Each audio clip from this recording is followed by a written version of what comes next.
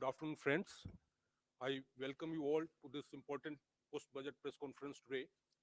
Uh, at the outset, I would congratulate Honorable Union Finance Minister Srimati Nirmala Sitharaman ji for presenting a growth-oriented futuristic budget for the year 2023-24. I welcome you, ma'am, to this press conference. I also take this opportunity to welcome the Honorable Ministers of State, Sri Pankaj Chaudhary ji and Dr. Bhagwat Karaj ji. On this occasion, we also have with us Finance Secretary Expenditure, Dr. T.V.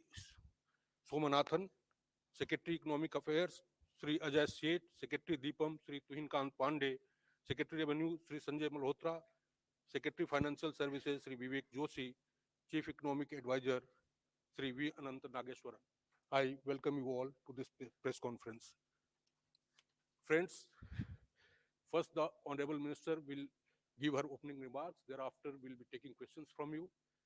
Before I request the Honorable Minister, I must request you all to please follow the norm of one organization, one person, one question, please. Don't club too many questions together. That will help us give opportunity to friends.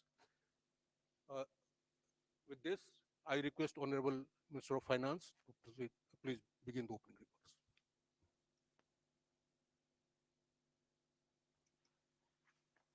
Thank you.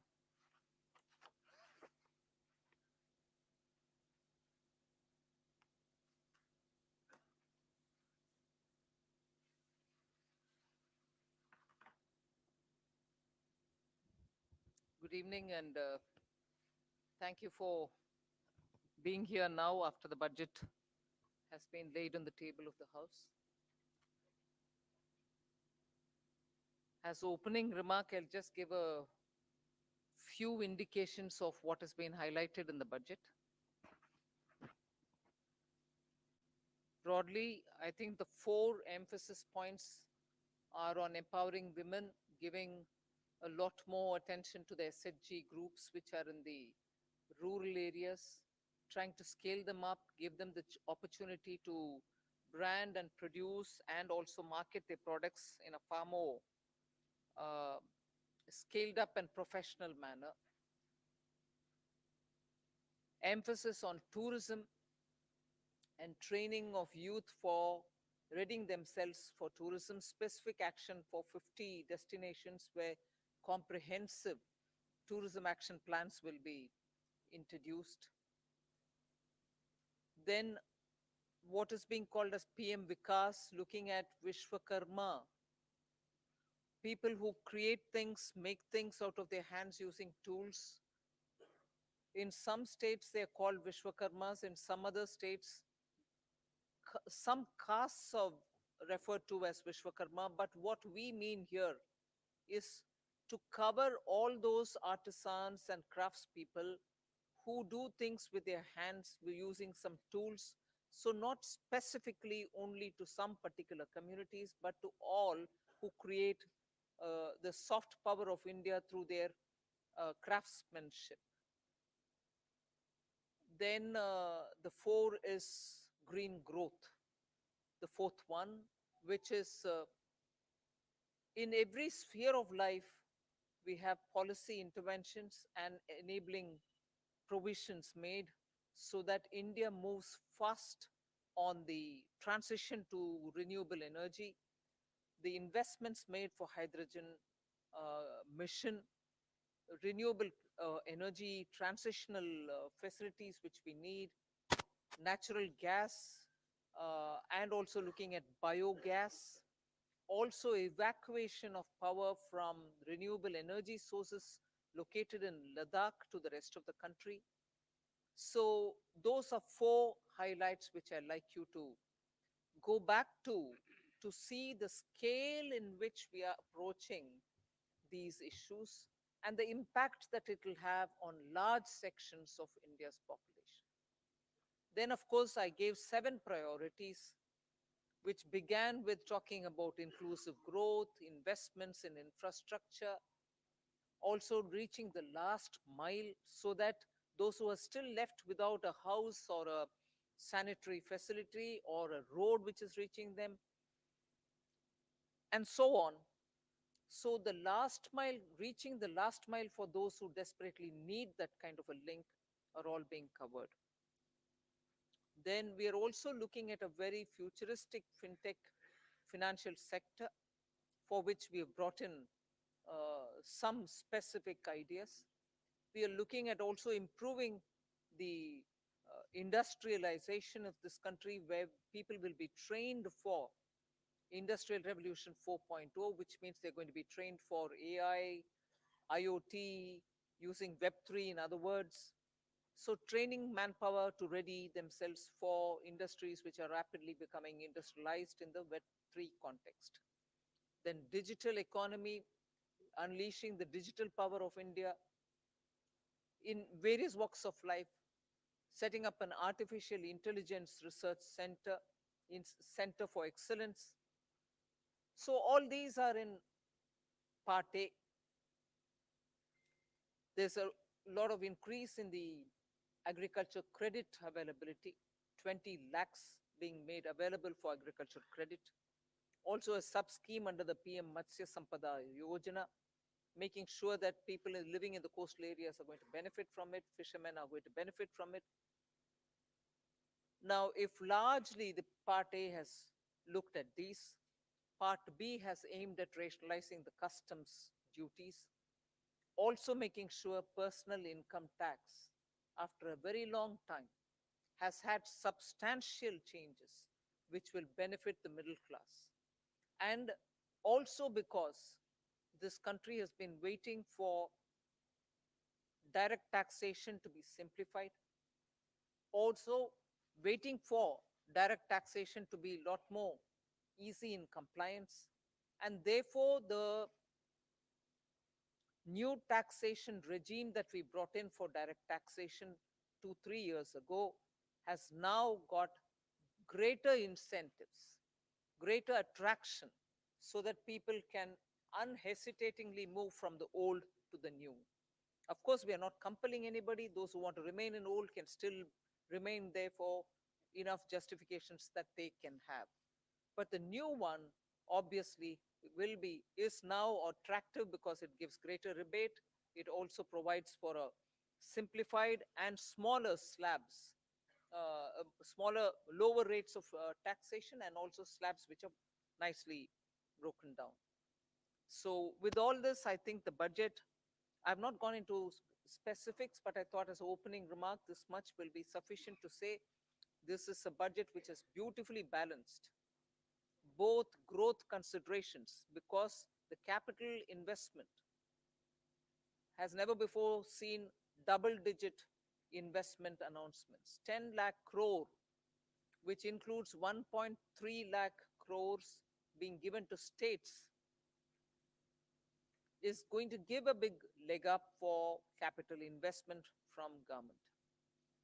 So balancing that I'm talking about is looking at public sector investments, continuing that good tradition of capital investment in infrastructure, and also attending to MSMEs, because they are the engine of growth. We've given them relief. We have also given them new access. We have extended and widened the emergency credit liquidity guarantee scheme, also given them back their securities, 95% of it, even if they fail to deliver on contractual promises which were during the COVID pandemic. So the balancing is, one, we could sustain the capital infrastructure expenditure from the government. Simultaneously, in the private sector, give a lot of push and impetus for the MSME, and not forgetting the individuals, the middle class individuals who needed that kind of a tax breaks and relief through taxation. So the large macroeconomic considerations have also been kept in mind. The fiscal consolidation has not been kept in the back burner. We've attended to it. We are respecting the glide path we gave ourselves 2 budgets ago. 6.4 this year fiscal deficit, and the forthcoming year for which the budget is presented now, 5.9% fiscal deficit. So broadly, I leave it at this. I suppose when you ask questions, we can answer the rest. Thank you. Thank you for coming here today.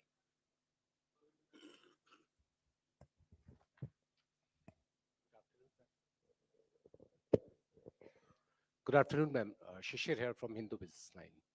Uh, Ma'am, my question is that when there is a announcement for 7 lakh rupees under new tax regime, that will no tax to be paid, and then you are talking about rejigging the new tax regime, does this mean that this is the end of exemptions for various incentives, exemptions for investment and savings?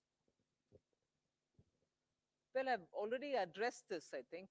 We want to make the new tax regime, which is without exemptions, attractive enough for people to think that this will be the best option. So make the compliance a burdensome exercise.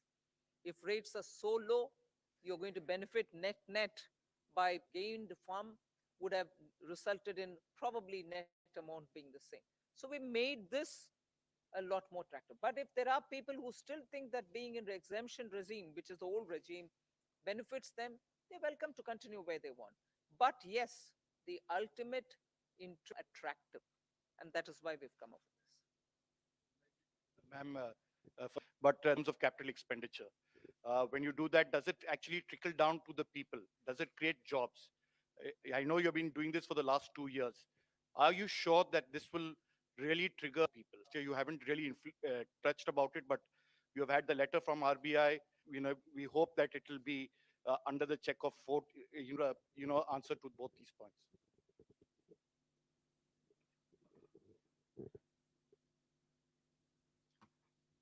First of all, RBI wrote a letter and what. But in the meanwhile, you've seen inflation come down, both by the government. We take inflation-related steps, looking the other way while it is changing up and down. We have kept attending to it, and as a result, you find the explained that we've attended to it with all earnestness, having respected the glide path we gave ourselves earlier. Yeah, yeah, yeah. You may want. I would have appreciated if you asked me, you said something in the BE, but you've not really exhausted what you put forth. You've not received. I would have been happy to answer if that were to be the case. But you're asking me a question about, in the sense you are implying that we have fully utilized what has been kept for capital investment. Therefore, it makes me feel odd that you're asking a question and money is utilized, and that it is utilized is coming through from the budget statement. How not all projects can be completed, even 1%, without human intervention. So obviously, jobs are happening in the ground. So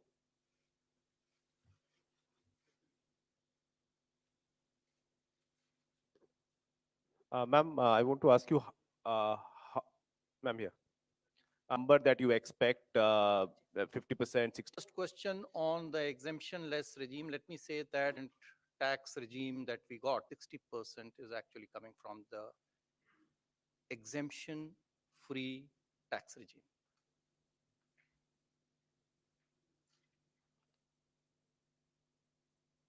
Individuals' data we will not have, but we are very hopeful that this particular scheme for individual taxpayers, the PIT, I think the majority would prefer. I mean, all of you, if you all do your own calculations, I think majority here would be now wanting to shift irrespective of their incomes and the deductions and exemptions that they claim.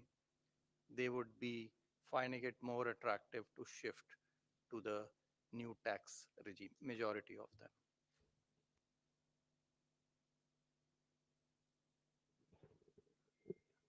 Uh,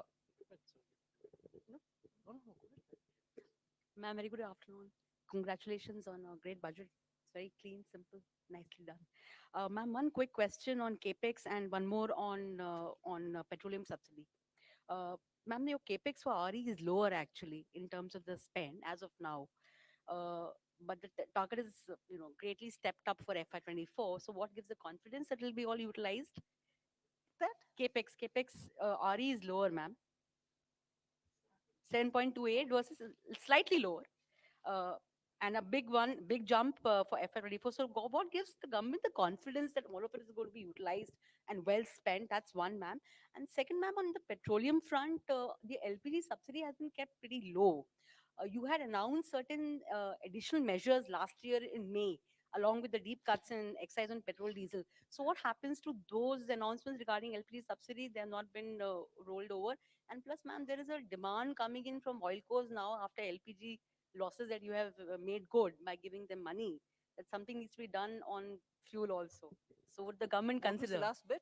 Something has to be done for who? Uh, Basically demand coming in from oil cores in terms of Oil marketing companies. yes, cash No, the compensation money for which fuel. is now being given is not for that. Not for that, ma'am. So, So on your first question on capital expenditure. So yes, the revised estimates are about 97% or 98% of the budget estimate. Yes, there is a slight deviation. It's mainly on the state capital expenditure, which is falling short of the 1 lakh crore. Actually, the central capital expenditure is going to exceed the budget estimates. State capital expenditure is not expected to reach the 1 lakh crore figure because some portions of the state capital investment scheme have reform conditions. So some states have not been able to meet some of the conditions. Therefore, we expect, I think the figures are there, about 76% of the state capital expenditure scheme is likely to be spent. That's the revised estimate. So the shortfall is actually on the state side, not on the central side. Point number one. What gives you the confidence for next year? I think if you look at the allocations that have been made, they've made in actually the increments are in four clear areas. One, railways. Railways has enough projects to absorb the additional capital expenditure. The second is highways. They have adequate projects running to absorb this capital expenditure. The third is states, 30,000 crores. Now, yes, that there will always be a challenge, but I think the states are gearing up now. This 2 years of this experiment has helped them to improve their spending capacity. And we are also seeing an uptick in the second half of this year on the state capital expenditure. So I'm reasonably confident that the states will absorb the 1,30,000 that has been provided. And the other big item on the central side is the petroleum capital expenditure, which is for retrofitting of refineries to meet emission standards and pollution standards, and partly for augmenting our strategic reserves. So I'm quite confident that we'll meet the expenditure targets. Please.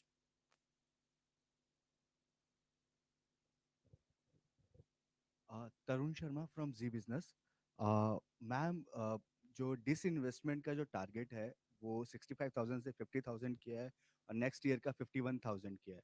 तो ma'am, इससे हम ये समझें कि जो दो government bank का जो प्राइवेटाइजेशन होना था और जो दो इंश्योरेंस कंपनीज का जो प्राइवेटाइजेशन होना था वो अब 2024 के बाद ही संभव हो पाएगा, उससे पहले नहीं हो पाएगा, क्योंकि मैम जो टारगेट ये कर रहे हैं। दूसरा सवाल मेरा संजय सर से है।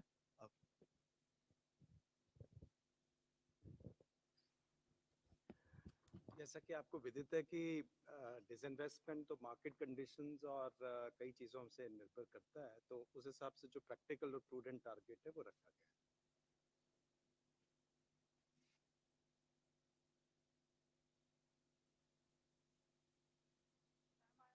From the New Indian Express. Ma'am, what was the need to lower effective tax rate for high income group at this point in time?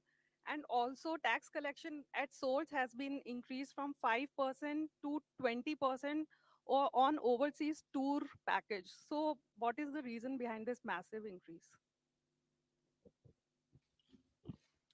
See, the tour packages are generally taken by people whose effective tax rate is certainly more than 30%. So if we are charging them 20% TDS, I don't think it is high. We have, our attempt always has been to charge TDS at more or less similar rates, if not exactly the same rates. So that answers your question number one. Question number two on, I think you are referring perhaps to surcharge, which has been reduced. Well, our rates, the highest tax rates in our country were amongst the highest, even more than the developed some of the developed countries. And so, in any case, it was introduced as an interim measure, and so that has now been reduced, uh, so that the effective tax rate, highest effective tax rate, becomes 39%. I'd just like to supplement that. There is a consistent theme, if you see, both on the new tax regime and on the changes that you're seeing in this budget, that the move is towards lower rates but fewer avoidance measures and exemptions. So if you look at high net worth individuals, there are a number of tax avoidance removal measures in this budget, along with the reduction in surcharge. So if you look at market linked debentures, if you look at very high value insurance policies, and a few other measures, so the marginal rate is coming down, but some of the devices used predominantly by those in that highest marginal tax rate are also being rationalized. So it's not necessarily a net reduction, it is a reduction from a high marginal rate inducing certain avoidance devices to a lower marginal rate with fewer opportunities to avoid. 74, please.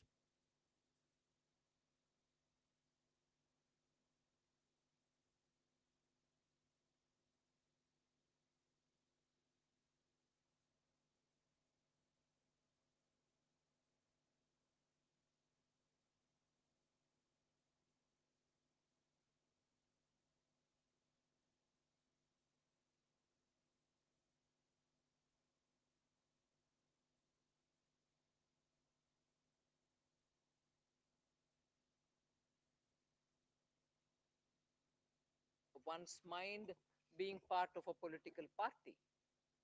But consistent with what we believe, we placed our emphasis and priorities on those. And that's what you've seen in the budget.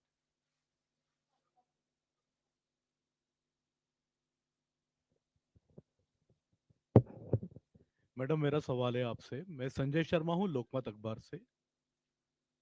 Madam आपके budget में विपक्ष की तरफ से कोई ज्यादा प्रतिक्रिया नहीं आई है, लेकिन इस बजट से महिलाओं को काफी उम्मीदें थी। घर की महिलाओं को जो महंगाई से पीड़ित थी, रसोई गैस के सिलेंडर के दुगने दामों से पीड़ित थी, कहीं ना कहीं आटा आटे से लेकर के रोटी तक सारी चीजें महंगी हो गई है।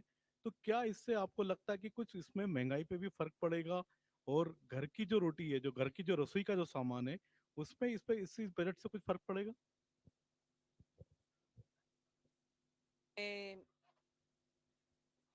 गवर्नमेंट का निर्णय को देखे होंगे कि गेहूं के लिए मार्केट में रिलीज करने के लिए आदेश हुआ है, जिससे गेहूं के दाम कम होने के इतना क्लियर इंडिकेशन है, जिससे सीधा घर में रसोई में फर्क पड़ेगा ही पड़ेगा। सो उसको आप बोलना नहीं है।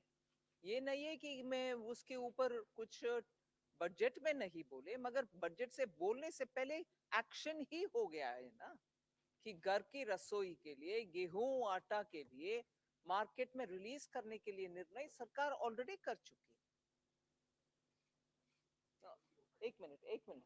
साथ ही साथ जो है महिला जो है वो भी एक परिवार का सदस्य है, तो जो रिलीफ जो इतना टैक्स पर्सनल इनकम टैक्स में दिया गया है वो भी परिवार के पास में और महिला के पास में आएगा, उसके हाथ में आएगा, जिससे वो अपना घर का खर्चा चला सकती है। सो वो भी एक महिला के लिए, हमें नहीं देखना चाहिए कि महिला के लिए नहीं है, वो भी महिला के लिए भी एक बेनिफिट है। गेहूं पुरुषों के लिए भी है और महिला के लिए टैक्स भी है। Hi, ma'am. Meghna Mittal from ET Now. The fiscal glide path that you have given is 4.5% by 2025-26, which may be considered slightly bold. But does it also indicate your confidence in continuing tax buoyancy in the coming years? Somanathan has already answered it. Yes, tax buoyancy, as you saw even yesterday, GST collection figures have come. Direct taxation buoyancy is also observed in the current year. That is one thing. I think to the credit of this team, there's been a very robust management of macroeconomics. That certainly bears a impact. So you, all of us might talk about this particular step or that particular step, but I think together, revenue, expenditure, disinvestment, banking, all of us together have worked in such a way that where you can earn more through tax avoidance related measures, and similarly where you can bring in more people into the tax net, you are taking steps. Similarly, prudent ways of effective expenditure without cutting down expenditure, committed expenditure or other expenditure, are all ways in which you're making money mean more. And for every rupee that you spend, you get a better set of returns. So I think efficient management also has a very big role to play here. I just wanted to add to your question. The estimates in the budget, the revenue estimates in the budget, do not assume a buoyancy greater than 1 for the coming financial year. It assumes a buoyancy of 1. Gross taxes are expected to grow by the same 10.5%, by which we have estimated the GDP to grow, which is slightly lower than the figure implied by the economic survey. And therefore, we are assuming only a buoyancy of 1. But if the experience of this year is repeated next year, then it may in fact be more than 1. But we have taken a conservative assumption. And I think the very fact that the commitment to 4.5% was reiterated word by word in this budget gives you an indication that we feel that we have the means and the ability to reach that target by 2025-26. I would also point out that many of our expenditure increases are on discretionary spends. We have kept a very tight lid on the irreducible types of expenditure, and therefore there is room in the budget, both on the revenue side and on the expenditure side, for us to reach that fiscal deficit target by 2025-26. And it is not likely that the finance minister has reiterated it in parliament today. Ma'am, Timsi Jaipuria from CNBC TV 18. Ma'am, I have two questions. Firstly, okay, uh, on the TDS reforms, you've come out with two specific reforms. For one, 20% TDS on foreign investments.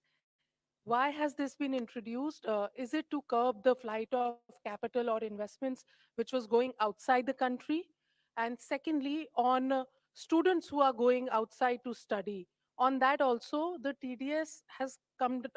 There's a 5% that has been levied, or it has been come. No. It has That been is, there is reduced no change on education, or absolutely on not. That's on. wrong. Your facts are But wrong. what Yeah. happens to the amount that one spends in staying there as a Timsi, student? first correct the thing which you've said, because yours is a very powerful voice and that can spread among your No, dosts no, and no. that can go out.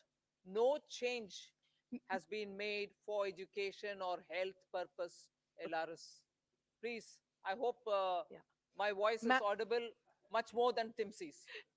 Thank you for correcting me, ma'am. But on the foreign capital, on the foreign investment, the TDS of 20%, if you could I already explain answered the your, I rationale. think this question was asked and I already answered it to say that for those categories of people who are is, to pay for the tax. To make these remittances, but whose tax returns are if you don't collect the tax at this, if you are able to make remittances to invest in a almost certain we have a lot of public investment and private consumption. Are you still happy with the private investment? Are you still expecting it to grow? Or do you think for the moment it is only public investment that will go on? Hi. Yesterday in the press conference, we answered this question, and we also had a slide up there in the presentation we made yesterday that private capital investment has been improving every year in the last 3 years. For example, in the first half of 2021, based on quarterly earnings reports filed by listed companies, the capital expenditure was 2.1 lakh crores, which increased to 2.4 lakh crores in 21-22 in the first half, April to September. And 22-23, it has gone up to 3.3 lakh crores. And then you look at the RBI survey on capacity utilization and investment spending plans of the respondents. There is a very clear sign that many private sector companies are looking to enhance their capital expenditure. So, both in terms of intent and in terms of actual spend, private capital investment is showing very clear signs of revival. Thank you.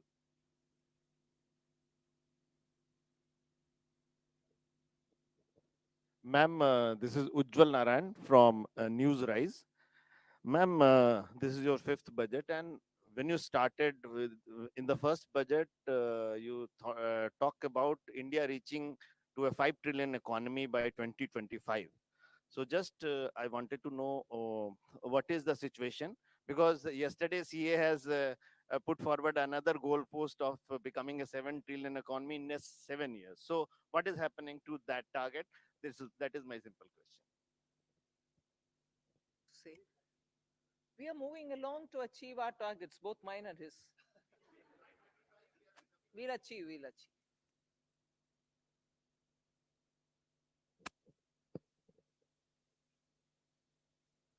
Good afternoon, ma'am. This is Chetan from India Today Group.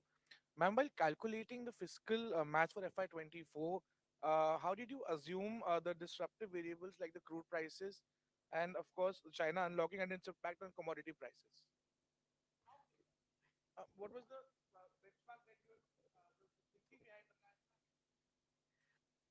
This is a question that keeps coming every budget, and I keep giving you the same answer. That there is no part of the budget mathematics that has a crude price number as an input in any spreadsheet. See, because there is no direct subsidy on any petroleum product. Unlike the fertilizer price or the price of the MSP, these have direct impacts on the budget. The petrol price would have an impact only if it triggers some major change in the tax system. Otherwise, the petrol, diesel, oil prices do not directly affect our budgeting. So it is not that there were days, maybe 10, 15 years ago, when there was a lot of subsidy on these commodities. At that time, a crude price assumption was inherent in the budget. Today, there is no inherent crude. The assumption we are making in the budget is only that there will be no subsidies on petrol and diesel, and that global prices will be such that there will be no subsidies. What the global price will be, I don't need to make an assumption. So no assumption has been made. Confusion since last year when people referred to what was said in the economic survey as though it was said in the budget itself. The budget didn't say it then, the budget doesn't say it now.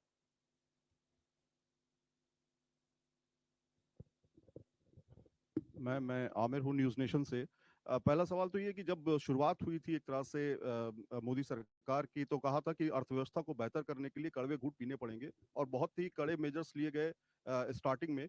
लेकिन आज ये देख रहे हैं कि सरकार ने कड़वे घूंट पिए हैं जनता को खुश देखने के लिए। तो क्या ये एक चुनावी बजट है, इसको मानती है? और पहला ये, दूसरा ये कि इनकम टैक्स में जिस तरह से जो छूट की सीमा है, जो पहला फेज है आपका, जिसमें 7 लाख तक की छूट है, तो उसमें वो फेज आपको लगता है कि इससे राजस्व पर भार पड़ेगा? कितना भार पड़ेगा, कोई एस्टिमेट है? We have said it in the budget speech itself as to what is the net revenue foregone. उसका घोषणा ही कर चुके हैं हम, हिडन नहीं रखे। So वो आ गया है 35,000 Direct crores net. taxes 37,000 crore, indirect taxes 1,000 crore, additional revenue through indirect taxation measures 3,000 crores, and so net is 35,000 crore.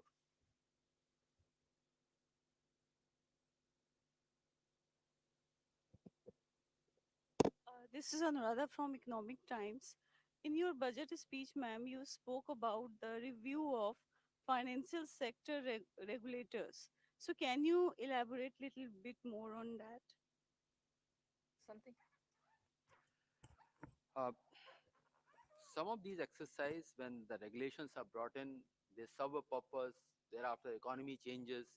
So all the regulators have been doing it as part of their exercise, but there's a time now to take up a comprehensive review. And you will recall, RBI had formed a committee. They did it in 2020. They came out with a report in 2021. That is an ongoing process, and other regulators also will travel in that direction, that their regulations are what the economy needs today. Whatever tweaking is required, they will take up that steps. There's their own review, not by them.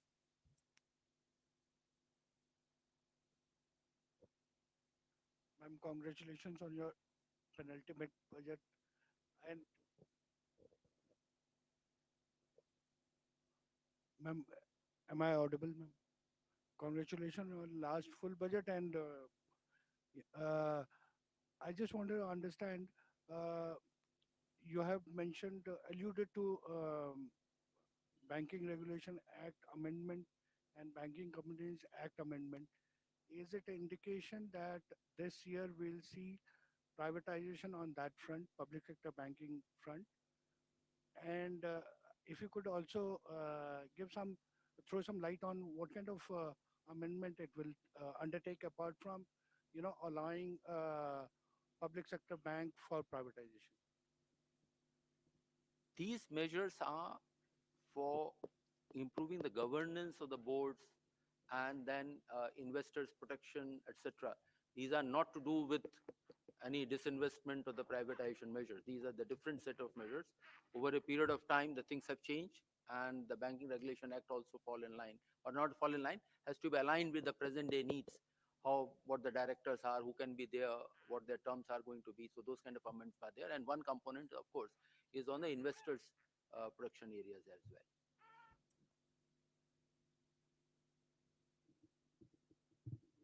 Good afternoon, ma'am. I'm Rima Sharma from Kutubimba Life. My question,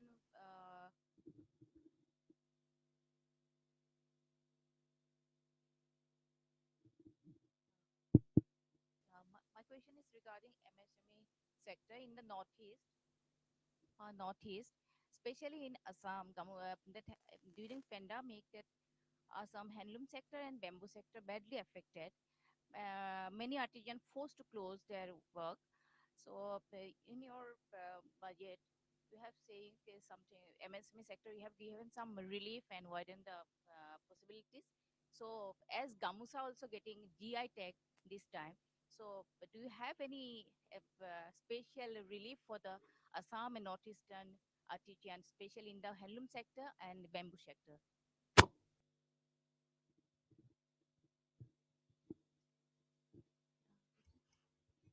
In the last year's budget itself, I think for sustaining livelihoods and also making sure that the Northeast livelihoods are attended to, we came up with a specific program called PM Divine for the development of Northeast. And that was executed through the Northeastern Council. So that program continues, and that will take care of livelihood related, whether it is in the weavers or in any other such community. But after getting the GI tag in the Gamusha, do you have any special package for the encourage to the handloom sector? So that is something which the state government will have to tag along with the existing programs, either through the handicrafts program, the artisan and other things that we're coming up with, for which the rules will come out. Either they can use it, or the textile ministries. I'm sure they can always find out from the textile ministry for GI tagged gamusha. They can ask for a dispensation. So this is possible, but that is for the state government to interact with the respective So ministries. can you a little bit elaborate what kind of I can't relief you have elaborate more, given? ma'am. You What should kind of ask the state government to deal with it for the respective ministry. In your budget relief, what kind of relief you have given? Can you little bit elaborate? In my budget The relief MSME sector. for MSME or for Gamusha or for GI, what are you asking? I'll send you some information, ma'am. Let's move on with other questions. Good evening, ma'am. Arup from Business Standard. Ma'am, in this year's fiscal policy statement, also you're speaking about unprecedented global headwinds and challenges. And again, you have not given forecast for the two succeeding years, in this case, FY 24-25 and 25-26, although you have an internal consolidation roadmap. So are we going to see this as a new normal where you're not amending the FRBM Act again, and you're not giving two succeeding years forecast, but you will continue having an internal roadmap? Yeah. Yeah, but you're not amending for the third consecutive year. You're not amending the FRBM Act, and you're not giving two succeeding years targets. Yeah, but we have given a glide path, and we are every budget stating whether we are aligning with the glide path given or not, right? So that